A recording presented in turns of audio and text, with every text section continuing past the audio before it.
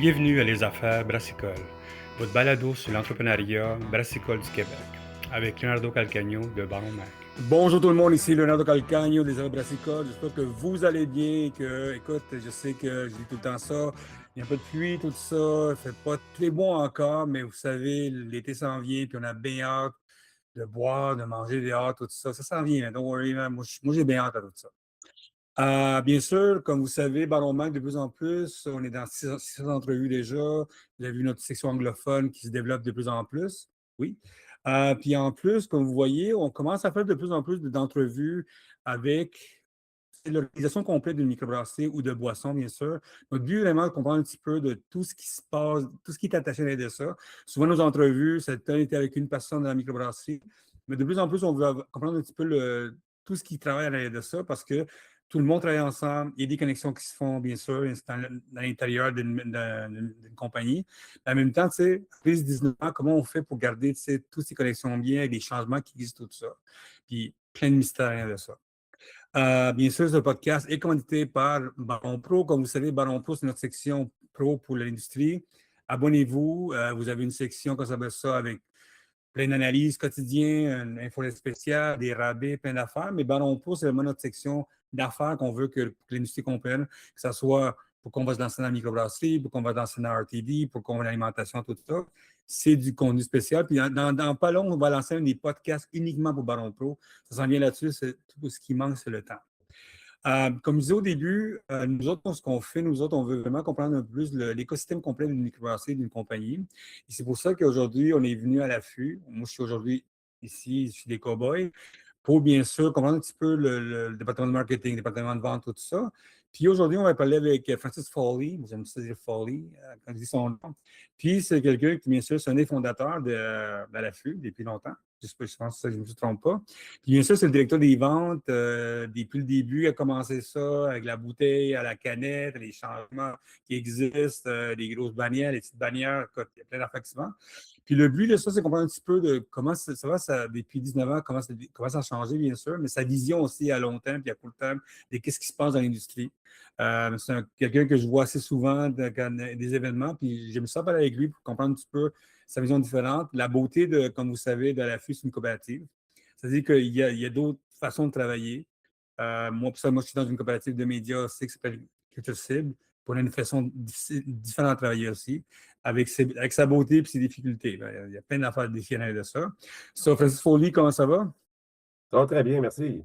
Écoute, man, comme je dis, depuis longtemps, on se connaît, toi et moi, depuis 10 ans à peu près qu'on a travaillé, qu'on se connaît, qu'on couvre ça.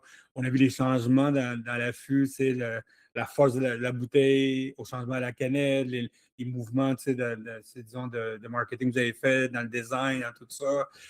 Vous avez vécu comme nous autres la pandémie, plein d'affaires. Vous vivez en plus le côté que l'économie va, les flux économiques, les prix sont différents. Il y a les grosses, comme la fin du monde comme Maxi, tout ça, qui accapare plus de pouvoir dans ça. Il y a plein d'affaires comme directeur des ventes. Tu vois tout le temps un petit peu à l'horizon, qu'est-ce qui se passe. Bien sûr, tu prends un peu en arrière, tu dis, OK, voici tous nos plans derrière de ça. Puis c'est difficile. Il y a plein de défis derrière de ça. Puis en plus, vous êtes une coopérative, ça veut dire que vous êtes quand même, il y a une vision humaine derrière de ça. Vous n'êtes pas business, business, business. Il y a comme, vous avez une vision différente là-dessus. Avant de, avant de parler de tout ça, comment ça va, toi? Comment ça va, toi, comme être humain, bien sûr? Et comment ça va, toi, ta vision de la microbrasserie en soi? Ah ben moi, ça va très bien, là.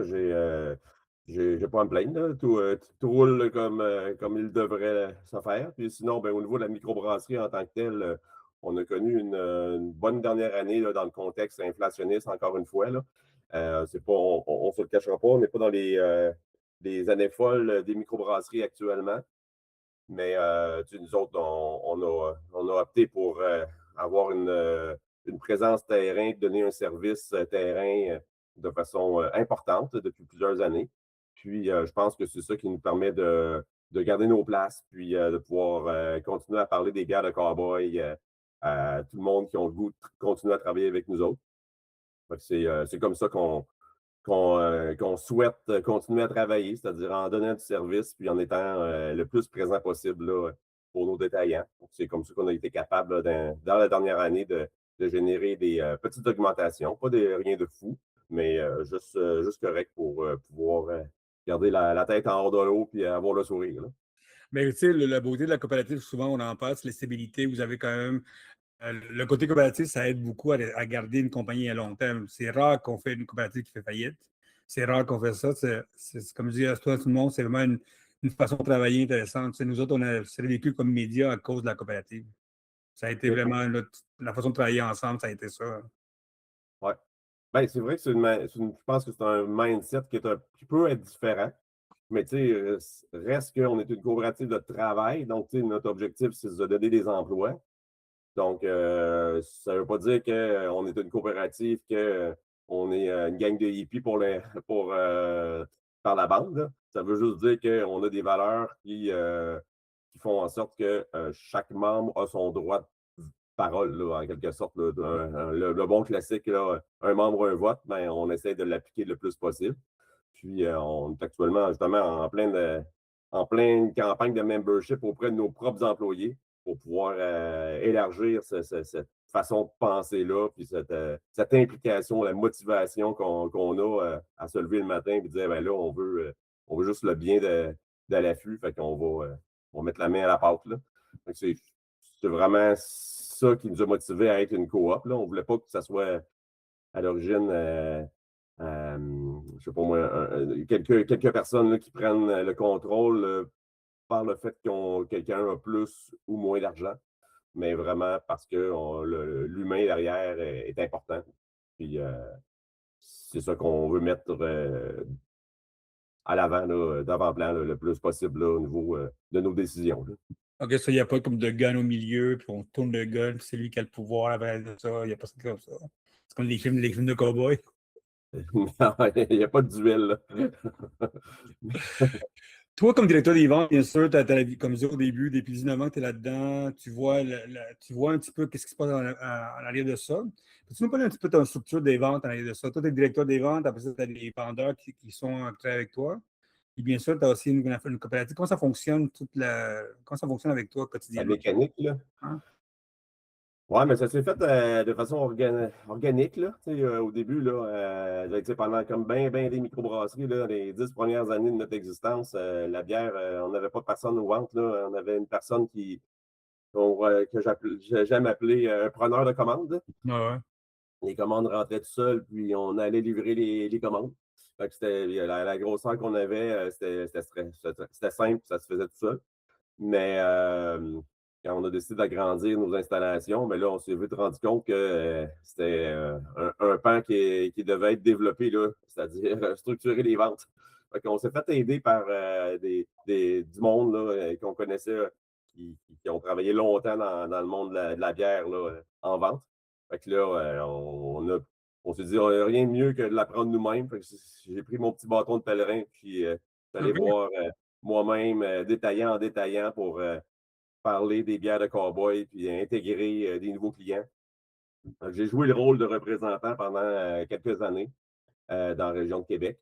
Puis, c'est à partir de là que, là, tranquillement, pas vite, on se dit, ah, mais là, on voit qu'on obtient un certain succès, tu sais, en étant présent, en allant voir le monde, puis en parlant de l'affût. Puis là, on se dit, ah, ben là, on pourrait peut-être mettre quelqu'un dans la région de Montréal. Puis après ça, graduellement, ça s'est fait comme ça, là. Fait que, là, on ne s'est pas dit du jour au lendemain, on se met tant de monde sur la route, là. Ça s'est juste fait graduellement en fonction de notre croissance, puis de nos, les, le timing du monde qu'on rencontrait, qui avait le goût de travailler pour à l'affût, puis qui avait des aptitudes pour la vente. C'est comme ça que ça s'est fait. Puis là, aujourd'hui, ben, on a une équipe de 5 personnes, Ah, voire 6 personnes. On cherche une sixième personne sur la route à temps plein. Puis, on a une personne à la télévente logistique, je dirais, là, qui fait entre des appels, puis s'occuper, et courriel, évidemment, et s'occuper de toutes les livraisons qu'on a à faire entre ce qui rentre tout seul, puis ce que les représentants rentrent eux-mêmes là, comme commande. sur toi, comme tu sais, parce que toi, tu es comme le directeur des ventes, c'est-à-dire que toi, tu vois tout ça en arrière de ça. Comment tu fais pour bien mettre la stratégie en arrière de tout le monde parce que c'est sûr, il y a des chiffres qu'il faut donner chaque année. Il y a une vision en quotidien. Comme je dis, à chaque année, ça change. Que soyez au début, tu étais tout seul. Après ça, tu as une équipe. Tu sais, il y a un management à l'arrière de ça. Comment on développe ce management puis comment on manage chaque équipe? Est-ce que c'est une équipe tu travailles différemment avec chacun parce qu'il faut que tu travailles avec ses forces? Est-ce que tu as une vision qui c'est comme un peu verticale de chacun? Comment ça fonctionne ton style de management à toi? Ben, je pense que c'est la même chose que le reste de la coop, là, mais tu sais, nous autres, on un peu compartimenté, là. C'est la production s'occupe eux-mêmes de leur quotidien. Les ventes on s'occupe de notre partie, puis évidemment, il y a la partie restauration qui s'occupe. Fait que là, on a comme trois gros volets là, qui s'occupent, qui sont un peu indépendants un de l'autre, mais on se fait des rencontres, évidemment, de coordination pour s'assurer qu'on est sur au même diapason. Tu sais, on a quand même réalisé une planification stratégique comme toute bonne entreprise il y a pas si longtemps. Puis, en fonction de ce qu'on voulait faire dans les prochaines années, ben là, on a redirigé ça dans les trois grandes sphères de l'entreprise. Moi, de mon côté, ben, à chaque semaine, on se rencontre, on se fait un comité. On s'est bâti un comité vente là, qui se trouve à être les personnes les plus qui ont le goût de s'impliquer davantage au niveau des ventes chez À l'affût, mais qui sont essentiellement des représentants et moi-même. Ah ouais? Et puis, ben, c'est comme ça qu'on arrive à se dire, bon, mais voici nos objectifs, et vers où on s'en va. Puis, à chaque, euh, de façon périodique, comme toute bonne entreprise, qu'on soit coop ou Inc., on regarde les chiffres aussi. On dit, bon, ben là, qu'est-ce qui s'est passé dans le dernier mois? OK, là, on a fait des gains dans telle bannière, mais telle bannière, on a plus de misère. Qu'est-ce qui s'est passé? Est-ce on était dans un creux où on avait juste pas de rabais parce qu'on travaille avec les bannières pour avoir des bières en rabais à Exact. l'occasion. Puis, ou sinon, est-ce qu'on a eu un manque, on a-tu perdu un représentant à quelque part qui a fait en sorte qu'on a eu un creux à quelque part? C'est un peu tout ça qu'on analyse et qu'on essaie de garder à flot, tout en ayant en tête, bon, ben là, on a décidé là, à la gang au niveau de l'entreprise de s'en aller dans telle direction. Fait que, est-ce qu'on est toujours en phase? Est-ce que ça fonctionne pas? C'est un peu comme ça qu'on travaille. Là, au quotidien, à chaque semaine, on se fait des rencontres, on se fait le point, puis on continue. Là, tu as plus de CRM, tu as un CRM qui fonctionne avec toi pour ça, pour les ventes. Tu n'as pas d'un feuille Excel, quand ça fonctionne chez vous encore? Nous autres, on a développé, ben, on travaille avec une entreprise là, québécoise là, qui a développé notre CRM. OK. Ben, en fait, ils ont un CRM qui est existant, mais qui l'ont adapté à la microbrasserie au fil des années. Ça fait une dizaine d'années, non, plus que ça. Ça fait une quinzaine d'années qu'on l'utilise. OK. Euh, ça s'appelle Néovation. Là. C'est assez.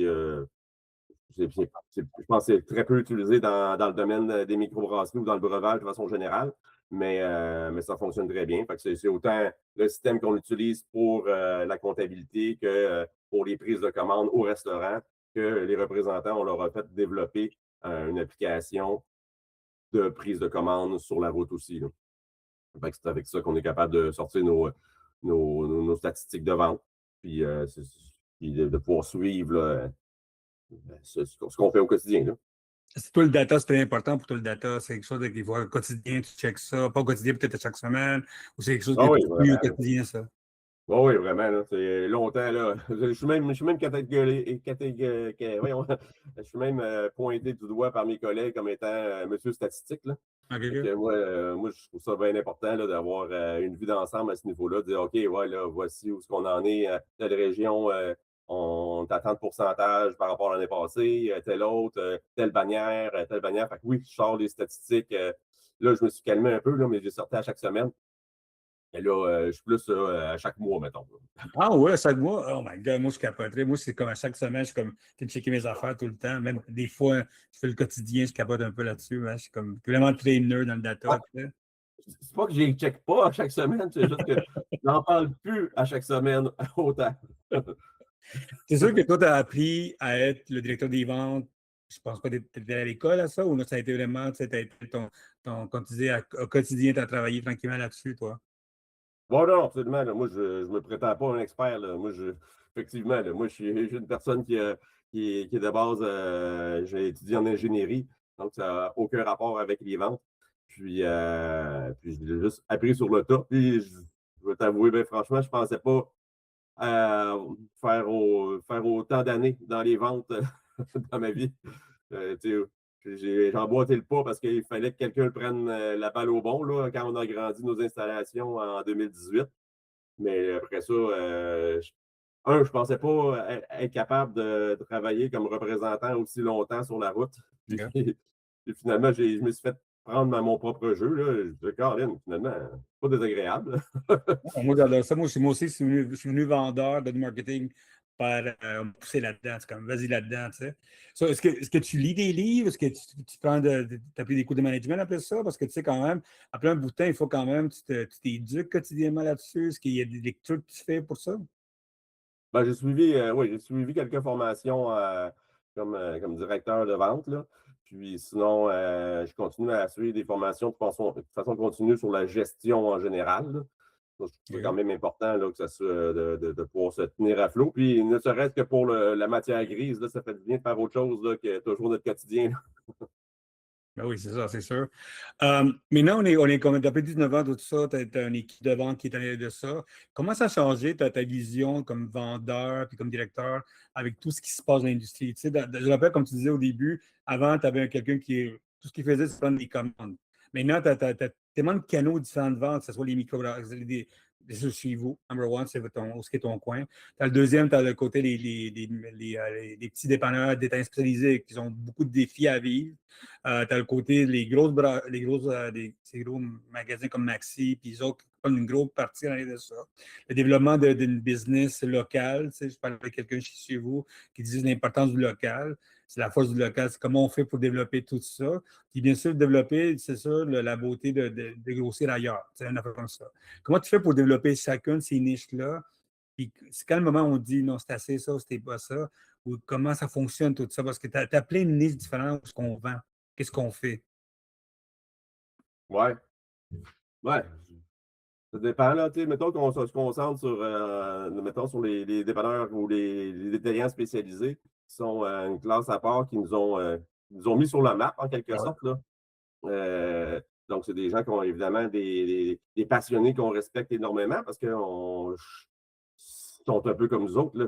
On est arrivé dans ce domaine-là parce qu'on était à la base passionnés de la bière. Puis on voulait simplement faire découvrir cette passion-là à d'autres mondes. Donc, ça, au niveau des dépanneurs spécialisés, des détaillants spécialisés, on a une personne à l'interne, euh, interne-externe. Là. On a quelqu'un qui travaille avec nous, là, qui a longtemps été représentante pour nous autres, puis qui continue à être représentante entre autres pour nous autres. Elle représente quelques microbrasseries coop, mais elle se concentre vraiment chez les détaillants spécialisés. Fait que c'est son Mhm. pain et son beurre. Elle se fait pas, elle se dilue pas en quelque sorte. Là. Elle continue d'avoir ce focus-là, cette passion-là, de pouvoir parler de la passion qui l'anime au quotidien avec ces détaillants-là. Donc, ça, je pense que c'est une stratégie intéressante. Quoique ça peut très bien se faire aussi avec quelqu'un qui passe autant dans des bannières que dans des détaillants spécialisés. C'est juste qu'au quotidien, juste, quand tu rentres chez le détaillant, tu sais que tu as du temps pour parler, tu as du temps pour jaser de ton produit. Puis ça c'est quelque chose qu'on veut conserver. Là. Parce que on trouve important de, de garder la flamme en quelque sorte. Là. Là, Mais sinon, quand on a agrandi nos installations, on a pris la décision de rentrer graduellement dans les bannières. Puis maintenant, ça fait partie de notre quotidien. Fait que ça, c'est quand même ça qu'on travaille le plus parce qu'il y a beaucoup d'énergie à mettre là par le fait qu'il n'y a pas de. Il y a peu de personnes dans les bannières qui s'occupent des produits, de nos bières. On est comme le mal-aimé de l'épicerie souvent. Là. ah, Donc, ça a été. On l'a compris, là, on l'a compris assez vite là, en mettant les pieds dans ces détaillants-là qu'il fallait s'en occuper, qu'il fallait avoir une structure de service pour ces détaillants-là. Fait que ça fait quand même partie d'une de nos grandes, pas, peut-être même rendu une force, là, je dirais même, là. Tu sais, ça fait partie de notre quotidien, là. Tu sais, de dire, OK, là, ces types de clients-là, il faut qu'on s'en occupe de telle manière. Fait qu'on, évidemment, on met beaucoup d'énergie là-dessus. Puis, au niveau local, ben, le local, ça a toujours été notre pain et notre beurre. Puis c'est là qui est le plus important aussi pour chacune des microbrasseries, dont nous autres. Chez nous, d'abord et avant tout, c'est les gens, ils viennent à notre restaurant. Puis ensuite de ça, ben, il y a une bonne partie de ces gens-là qui retrouvent nos produits en épicerie, en dépanneur. Donc, tu sais, là, on s'arrange vraiment pour être partout. Tu sais, vraiment dans tous les dépanneurs, dans tous les raccoins des villages autour de nous autres, dans un rayon de 50-75 km. On veut vraiment être partout, puis ça fonctionne. Je veux dire, le petit dépanneur en région va fonctionner chez nous, mais il ne fonctionnera pas ailleurs. Je n'irai pas ouvrir, on n'essaiera pas d'intégrer des petits dépanneurs, à moins qu'ils nous contactent, mais nous, d'emblée, on n'ira pas en Gaspésie ou sur la Côte-Nord ou même au Saguenay, essayer de défoncer les dépanneurs régionaux. Là. On le sait qu'on va perdre notre temps, puis la bière va juste vieillir là. Fait que, tu sais, je pense qu'il y a ce mindset-là de base là, à toujours avoir en tête, de dire, ben, on est fort chez nous, mais ailleurs, concentrons-nous chez les spécialisés, concentrons-nous dans les bannières parce que ça fonctionne bien avec le service qu'on donne. Si on n'était pas capable de donner le service, quand on, tu sais, il y a des endroits où on n'a pas de représentant, puis dans ce temps-là, on ne met pas d'énergie là, au niveau des bannières, même si actuellement on est rendu listé, on est dans des planogrammes. Fait que, tu sais, c'est bien plate, mais même si on est dans le planogramme, rendu sur la Côte-Nord, on n'a personne. Fait que Ouais. même si on est dans le planogramme, puis on le sait faudrait qu'on s'occupe de tel ou tel détaillant. C'est bien plate, mais on ne sera pas capable d'assurer le service. Fait qu'on aime mieux laisser la place aux locaux, tu sais, aux microbrasseries ou les microbrasseries qu'eux ont l'opportunité de passer. Là. Mais c'est vraiment intéressant parce que nous autres, on avait discuté avec beaucoup de monde qui voulait trop s'élargir partout.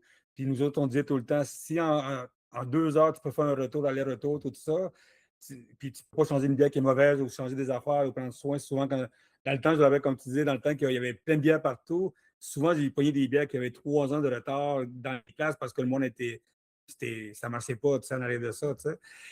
Vous êtes la beauté, comme je disais au début, vous êtes une coopérative. Une coopérative en arrière de ça. Vous travaillez avec la gang de réseau Coop, la gang de, tu sais, qui Oui. travaille ensemble pour les coopératives de bière, tout ça. Comment ça va le développement de ça? Parce que pour moi, je trouve que la coopérative, c'est un point très intéressant à développer. C'est un marché de milliards de dollars au Québec. Il y a plein de compagnies qui sont là-dedans, que ce soit la restauration, tout ça. Comment ça va le développement de ce réseau-là? Et comment on n'en voit pas plus encore de développement avec ce réseau-là? Vous avez fait bien sûr des frigos coop, tu m'appelles? C'était vraiment intéressant. Mais qu'est-ce qui se passe avec cette affaire-là? Ben ça, c'est justement la représentante qui travaillait pour nous autres qui s'en occupe, là. C'est ben, ça fonctionne bien, dans le sens où on est 4 microbrasseries là, qu'on s'est mis ensemble ben, via le réseau Coop pour partager une ressource commune Mhm. pour nous représenter et principalement dans les détaillants spécialisés de la région de Montréal. Mais la raison principale pour laquelle c'est pas plus déployé que ça, c'est qu'il y a juste une ressource qui est pas à temps plein, OK, qui OK. travaille pour nous représenter. Cette personne-là, ben, elle habite sur la rive sud de Montréal. Elle s'occupe des détaillants spécialisés sur la rive sud et à Montréal. Mais après avoir rempli son temps, elle ne peut pas en faire plus. Fait que pourquoi ça ne se développe pas plus pour l'instant? C'est parce qu'on n'a pas encore décidé de mettre ou de se partager une ressource ailleurs qui nous permettrait de développer ce créneau-là davantage. Et le frigo fonctionne bien? Euh, ben, ça fonctionne-tu bien? Ça fonctionne. Est-ce que ça fait toute la différence? Je pense pas. Comme n'importe quel frigo qu'on peut installer chez un détaillant, ça ne veut pas dire que tu mets un frigo, d'un coup, tes bières se mettent à vendre en fou, là. Mais ça nous garantit un espace regroupé ensemble. Fait que ça, c'est quand même intéressant. Ça te permet d'avoir une distinction coop. Donc, c'est quand même un plus, ou du moins, c'est des essais là, qu'on fait. Puis, est-ce que ça va être conservé à long terme partout? Probablement pas. À certains endroits, oui. Donc, c'est du cas par cas. Tu sais. Il y a des détaillants où on a simplement fait une section dans leur propre frigo qu'on a dessiné, ben pas dessiné, mais on a décoré à saveur coop. Puis ça fonctionne tout aussi bien. Là. Donc, c'est pas parce que tu fais ça. En tant que microbrasserie aussi, chez à l'affût, on l'a essayé, là, de placer des frigos à des endroits. Il y a des endroits qu'on les a conservés, il y a d'autres endroits qu'on l'a enlevé, qu'on l'a remplacé soit par une étagère ou on s'est juste dit, ben finalement, peux-tu revenir dans ta section de bière, puis ça va être bien beau de même. Tu sais. Que chacun, c'est différent, chacun. Toi, la beauté, tu sais, on est dans un moment, je parlais avec ta gang à toi, moi, je suis dans les AI, j'utilise Claude AI beaucoup pour travailler dans les ventes, tout ça. Toi, bien sûr, il y a un besoin d'automatisation dans les ventes, un besoin de voir un petit peu derrière ça. Comment tu utilises, toi? Est-ce que tu utilises beaucoup d'automatisation? Est-ce que tu utilises beaucoup de. Est-ce qu'il y a quelque chose que tu penses à mettre ça en place, malgré le côté humain que tu veux avoir avec tes vendeurs? Mais tu sais, est-ce qu'il y a une face. Est-ce que tu travailles un petit peu l'automatisation des ventes ou des analyses, un peu comme ça, ou pas encore? Ben, je dirais pas encore, mais c'est vraiment quelque chose que oui, j'aimerais mettre en place. Puis je prends justement des formations en intelligence artificielle là, dès cette semaine. Là. Fait que oui, j'aimerais bien ça. Surtout que je suis un tripeux de statistiques. Là, fait qu'il y a sûrement de quoi qu'on peut faire avec ça pour pouvoir optimiser nos déplacements, optimiser c'est ça, le nombre de clients qu'on peut attribuer à un représentant en fonction justement des ventes, des performances d'un secteur versus un autre. On a déjà commencé à l'utiliser pour l'optimisation de nos déplacements. OK. Envers ça, on payait pour un logiciel qui nous permettait d'optimiser nos déplacements, de dire, OK, moi, je pars de tel point, je reviens à tel point, puis je m'en vais dans tel secteur, visiter tel client. À cette heure, tout est disponible là, avec l'intelligence artificielle. Bon, voici ma liste. Donne-moi mon meilleur itinéraire. Voilà. OK, merci. Fait que, Ah, ouais. Ah, c'est fait que cool. oui, on Ça l'utilise fonctionne bien? déjà.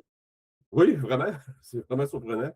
Ouais, mais nous autres, on a décidé aussi de payer pour, en tant qu'à l'affût, là, pour avoir accès à une version un peu plus euh, professionnelle là, Ouais. de l'intelligence artificielle. Donc on se prive pas là, de l'essayer bien en masse là, comme on veut. Là. Fait que des fois c'est intéressant, mais des fois moins. C'est d'apprendre à apprivoiser la bête. Puis, Eh ouais, la bête est là, il faut la poigner. Est-ce que toi, tu penses qu'à long terme, ça va être un outil pour prendre des décisions de vente avec ça? Ou va tout le temps avoir l'humain derrière de ça, ou tu vas laisser un côté. Ça tente de laisser un petit peu de côté d'automatisation de vente avec ça, ou tu veux vraiment tout le temps être à l'arrière de ça? ben, tu sais, moi, je le vois comme étant un outil pour pouvoir analyser, un outil pour pouvoir voyons, faire des tâches répétitives, mais ça va être un peu difficile d'envoyer un robot. On ne sait pas si ça en vient, un petit drone d'amour, que t'envoies ça. J'ai vu ça, les pubs de TD avec le petit robot qui mène un café. Je sais pas si t'as vu ça. Non, je ne l'ai pas vu, mais ouais, en tout cas, je dirais que j'ai de la misère à voir dans un horizon court, moyen terme, un robot se déplacer d'une épicerie à l'autre, là. Mais ça pourrait le faire, peut-être. Peut-être.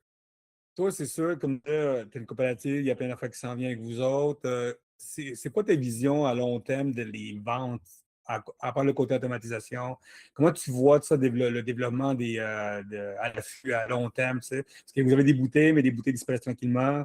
Vous avez des canettes de plus en plus. Si vous avez toutes les belles canettes. J'ai parlé avec la fille du marketing qui me parlait un petit peu du dessin, tout ça. Mais qu'est-ce qui va changer, disons, à court terme, en dehors de l'automatisation? Comment tu vois les ventes à l'arrière à l'affût? Plus local, plus en plus local pour toi, c'est quelque chose, une ouverture d'un bar ailleurs, la mise en place de quelque chose d'autre. C'est quoi ta vision à toi? Qu'est-ce que tu vois dans l'horizon de l'affût? Au niveau des contenants, on est en grande réflexion, là, comme bien du monde, à savoir qu'est-ce qu'on fait avec la bouteille. Ah. C'est c'est pas tout noir, tout blanc. Nous autres, on trouve que ça amène quand même un côté qu'on n'est pas difficilement capable de retrouver en canette. Il y en a qui font la refermentation en canette. C'est vrai que ça se fait. Ça permet d'avoir une bulle peut-être un peu plus fine, mais une bouteille permet d'avoir notamment une pressurisation plus élevée donc qu'une canette. Donc, il y a des styles de bière qui vont sont malheureusement en train de se perdre à cause du format, je pense. Mais force est d'admettre ça fait déjà un bon bout que l'industrie elle a viré canette. Puis nous, on fait de la canette quand même depuis 2013, je pense. Ouais. Euh, mais la bouteille, c'est quelque chose qu'on, oui, on chérit, mais on est sérieusement en train de penser comme tout le monde à virer soit nos produits éventuellement en canette, nos produits barriqués en canette, ou ben, de toute façon, depuis plusieurs années, on en fait de moins en moins, comme la plupart des microbrasseurs. Ouais, on dirait que l'apogée du fût de chêne et du barriquet est de plus en plus derrière nous. Ouais, peut-être que ça va revenir. Écoute, nous autres, on va être prêts, mais, mais pour l'instant, je pense on réfléchit quand même là, de façon sérieuse à délaisser de plus en plus la bouteille. Là. Puis, ben, parce que c'est quelque chose qui est dicté pas par le consommateur final, je suis persuadé, c'est vraiment plus par le détaillant. Là. Mais c'est correct, on s'adapte, comme on dit. Puis Puis, aussi, avec tout, avec le coût du gaz et tout ça, ça change aussi beaucoup d'affaires, tu sais. La distribution, tout ça, tu sais, les gros coûts là, de ça. ouais. Au niveau de la bouteille ou de façon, de façon générale? La bouteille en soi, tu sais, je me suis fait avec une canette Diageo. Le but, eux autres, c'est de débarrasser de la bouteille le plus possible. Ils vendent du plastique, de vendre des sacs de plastique, eux autres. Hein. Ouais. Ouais, au niveau, parce que c'est lourd, parce que ça prend de la place dans une caisse, c'est pas optimisé autant qu'une canette. Effectivement, c'est effectivement un enjeu. Mais tu sais, de façon générale, l'augmentation des coûts, ça, c'est quelque chose que tout le monde vit, là, mais c'est vrai que t'envoyer du monde aussi sur la route, ça coûte cher, là. Mais bon, mais c'est essentiel. Euh, mais sinon, fait que oui, on parlait de la bouteille, du contenant en tant que tel. Ça, Ouais. c'est. Mais ouais, puis sinon, le côté local, mais ça, oui, le côté local, là, c'est toujours de quoi qu'on a priorisé. Quand on s'est mis à avoir des représentants sur la route, évidemment, à part moi qui sillonnais la région de Québec, on a dès le départ mis quelqu'un localement pour, euh, pour se représenter. Mais on a vite compris que ça nous prenait plus qu'une personne.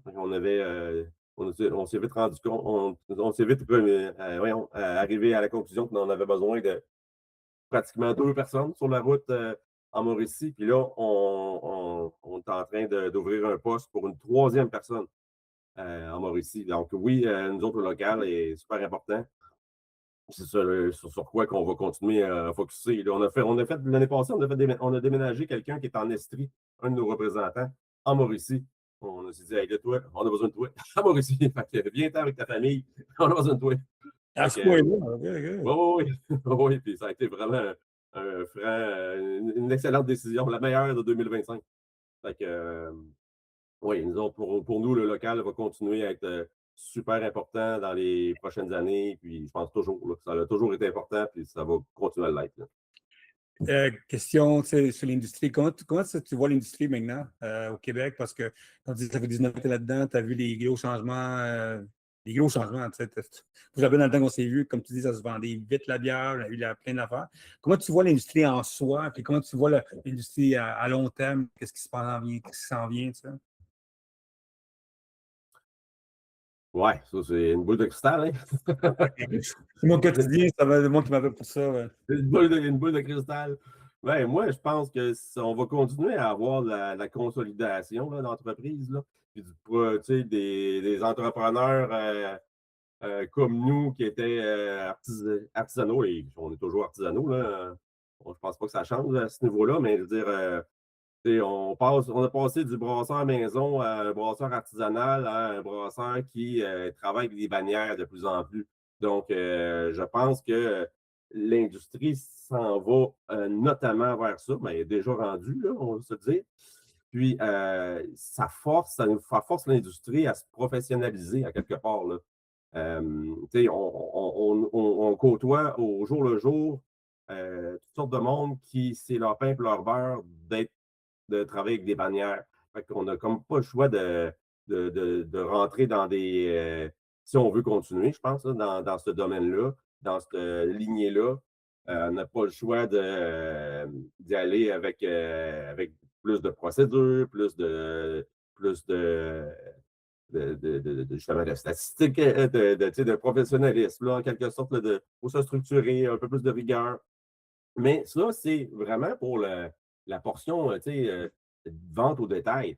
Parce que, tu sais, vente au détail, ben, tu sais, soit qu'on le voit très local. Je pense que ça, on le voit là, de plus en plus, les microbrasseurs qui commencent ou bien qui décident de, de, de- de sortir de leur restaurant, ils commencent vraiment très localement. Là, je pense que c'est quelque chose qu'il faut continuer là, à focusser. Là. On n'est jamais plus fort que chez nous. Ça, je pense que ça va de soi. Là. Mais c'est un des canaux, là, tu sais, les ventes au détail. Tu sais, il y a le CSP. Nous autres, on ne l'exploite pas, le CSP. Là. Il pourrait être exploité. Fait que, tu sais, je pense que ça aussi, ça va continuer. Là. On n'aura pas le choix. Mais il y a toujours une. Il reste que c'est très compétitif. Moi, je pense qu'une des choses, c'est que ça s'en va vraiment de plus en plus compétitif. Là. Il y a du monde. Il y a du monde de portail. Fait que, tu sais, je pense que c'est important d'avoir la qualité du produit, la passion, je pense qu'elle reste essentielle. C'est ça pour ça. Puis, rajouter une couche de rigueur professionnaliste à travers ça. Je pense que c'est comme les éléments importants, là, tu sais, savoir, tu sais, es-tu rentable, pas rentable, ça vend-tu? Est-ce que tu t'occupes des produits de A à Z? Oui, ta bière est de qualité jusqu'à ton verre dans ton restaurant, mais après, qu'est-ce que tu en fais? Est-ce que tu t'arranges pour aller visiter tes détaillants au moins une ou deux fois par année pour t'assurer qu'il n'y a pas de la vieille bière qui traîne, que tu n'as pas donné une mauvaise expérience à tes clients? Fait que tout ça, là, c'est vers quoi l'industrie, je pense qu'elle est obligée de se diriger. Puis je pense que c'est une bonne chose pour le client final, puis pour l'industrie en général. Fait que je pense que c'est un peu ça que je vois. Là. Je vois des microbrasseurs qui sont de plus en plus régionaux, puis des microbrasseurs qui diversifient leurs canaux de distribution. Puis aussi, c'est vrai, on n'a pas parlé, je n'ai pas vraiment parlé, mais la consolidation entre microbrasseurs ou d'autres entreprises, Ça sent bien, euh, hein? là, que ce soit pour partager des services de production ou bien des services de représentation ou autres. Je pense que ça devient essentiel là, et pour notre rentabilité. Puis, juste logiquement, tu sais, quand tu te déplaces pour 5, 6 sortes de bières sur une tablette, tu en dépenses des frais, là.